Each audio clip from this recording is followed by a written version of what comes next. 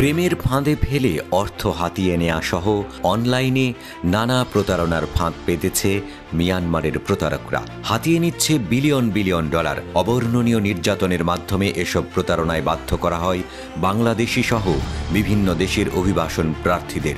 থাইল্যান্ডে উচ্চ বেতনের চাকরির প্রলোভন দেখিয়ে মিয়ানমারে তাদের পাচার করা হয়। এ পর্যন্ত মিয়ানমারের বিভিন্ন স্ক্যাম সেন্টার থেকে ৭,০০০ ভুক্তভোগীকে উদ্ধার করা হয়েছে, যার মধ্যে রয়েছেন কয়েকজন বাংলাদেশীও। বর্তমানে তাদের আশ্রয় হয়েছে থাইল্যান্ডের একটি সামরিক ক্যাম্পে। প্রতারিত এই মানুষগুলোকে দিয়েই আবার পাতা হতো প্রতারণার ফাঁদ। মিয়ানমারের স্ক্যাম সেন্টারের দুর্বিষহ জীবন কেটেছে তাদের। সেখান থেকে মুক্তি পেয়েও যেন স্বস্তি পাচ্ছেন না উদ্ধারকৃতরা, কাটছে না সেই বিভীষিকাময় ঘোর। রয়টার্সকে দেয়া এক সাক্ষাৎকারে এমনটাই জানিয়েছেন থাই ক্যাম্পে আশ্রয় নেওয়া বাংলাদেশি তরুণ ফয়সাল। তিনি বলেন, যখন আমাকে সেখানে নেওয়া হয় তখনই সন্দেহ হয়। অনেক সেনা আর নিরাপত্তা কর্মী ছিল। পরে আমার এক সহকর্মীর কাছে বিস্তারিত জানতে চায়। সে আমাকে ইলেকট্রিক শক সহ নানা নির্যাতনের কথা জানায়। টার্গেট করা ব্যক্তিদের সাথে হোয়াটসঅ্যাপে নারী সেজে কথা বলতে বাধ্য করা হয় ভুক্তভোগীদেরকে। পরে প্রেমের ফাঁদে ফেলে দেখানো হয় ক্রিপ্টোকারেন্সি, অনলাইন জুয়া সহ অর্থ কামানোর নানা প্রলোভন। হাতিয়ে নেয় বিপুল পরিমাণ অর্থ। কেউ যদি এমন হীন কাজ করতে রাজি না হয় তাহলেই শুরু হয় অবর্ণনীয় নির্যাতন। করা হতো বেধড়ক মারধর, এমনকি যোগাযোগও করতে দেয়া হতো না পরিবারের সাথে।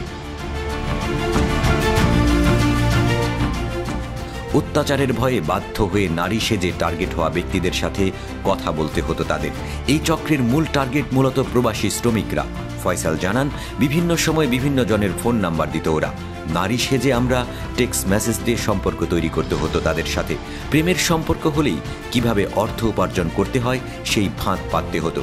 ভাবলে এখনও গা ঘিনঘিন করে, গায়ে কাঁটা দেয়। আমরা প্রতারক নই, ভুক্তভোগী। তাদের কথা না শুনলে কিডনি ও অন্যান্য অঙ্গ প্রত্যঙ্গ কেটে বিক্রির হুমকি দিত। ইথিওপিয়ান ভুক্তভোগী ইউতোর বলেন, আমাকে অনেক শাস্তি পেতে হয়েছে। প্রতিদিনই ইলেকট্রিক শক, কিল ঘুষি দেয়া হতো। কারণ ছাড়াই নির্যাতন করা হতো। কোনো বেতন না দিয়েই দৈনিক 18 ঘন্টা কাজ করাতো। পরিবারের সাথেও যোগাযোগ করতে দেয়া হতো না।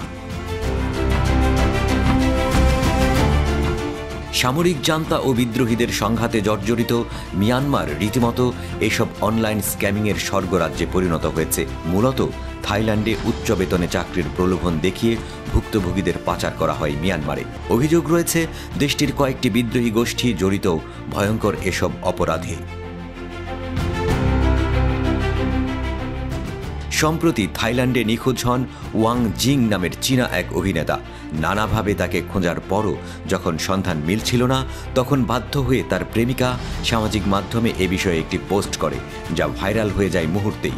শুরু হয় তোলপাড়। বেইজিংয়ের চাপে নড়ে চড়ে বসে থাই প্রশাসন। আর তারপরই সামনে আসে মিয়ানমারের এই অন্ধকার জগৎ।